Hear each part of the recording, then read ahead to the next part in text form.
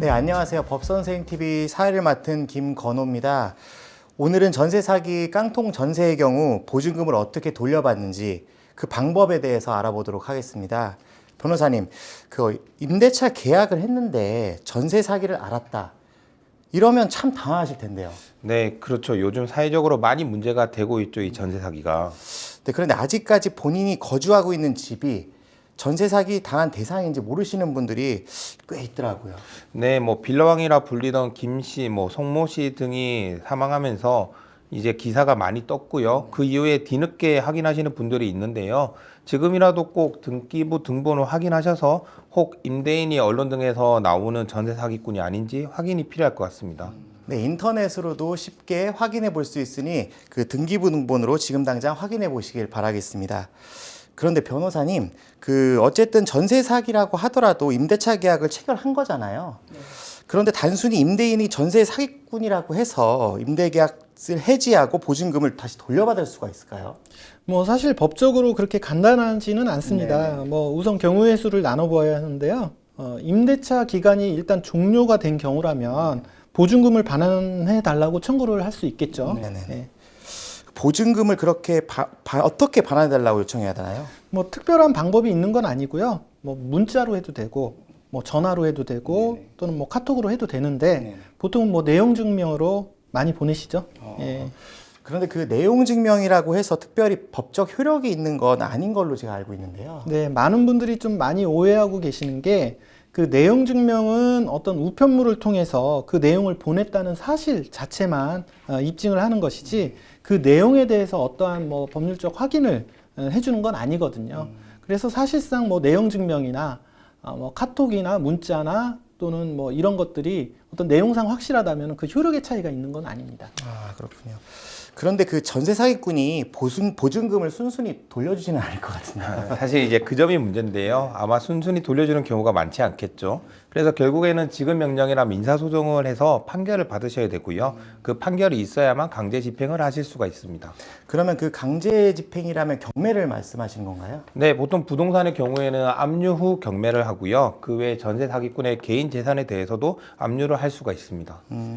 그 지급 명령이나 민사 소송을 제기해야 한다고 하셨는데 그 둘의 차이점은 무엇인가요? 어떻게 더 좋은가요? 아, 네. 그 뭐 지급 명령이나 민사 소송 그 두 가지 다 그 경매를 신청할 수 있는 집행 권한이 된다는 거에 그 효력은 동일합니다.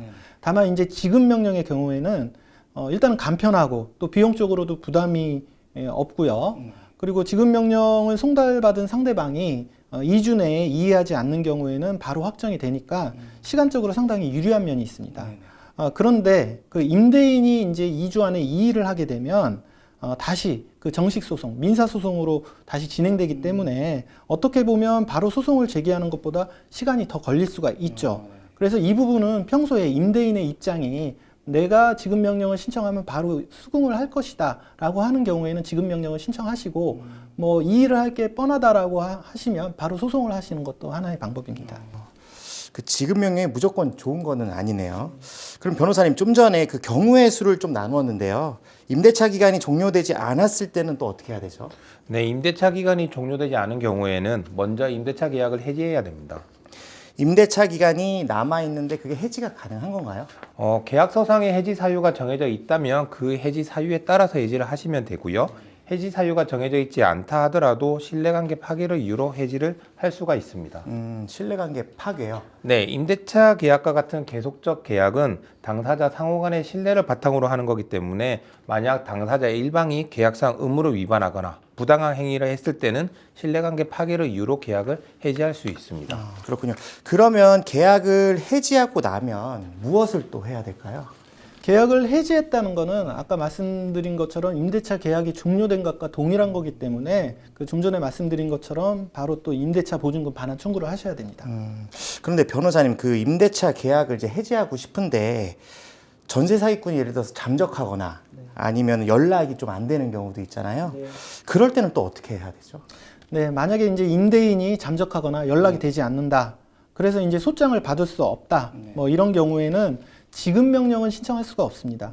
지급 명령은 송달이 되어야 그 송달이 된 후 2주 안에 이의 기간이 지나야 확정이 되는데 송달 자체가 되지 않고 또 이 지급 명령에는 공시 송달도 적용이 되지가 않습니다.